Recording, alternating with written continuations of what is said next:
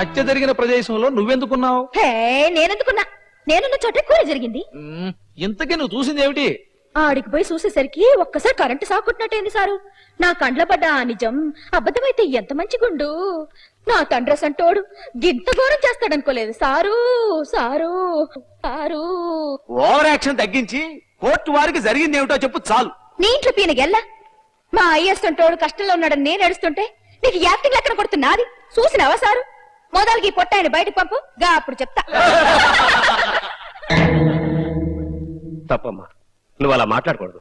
ముందు జరిగింది ఏమిటో చెప్పు. ఇంకేం చెప్పమంటావు సారు? గాదినం బావ లేటుగా ఎందుకు రావాలే? బావ కోసానికి నేను బయట ఎందుకు కూర్చోవాలే?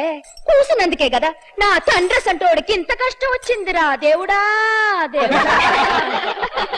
ఇంతవరకు విషయం చెప్తే ఒట్టు చెప్పు తల్లి. ఇప్పుడు నిజం చెప్పకపోతే న్యాయానికి అన్యాయం అవుతుంది, అబద్ధం చెబితే అన్యాయం.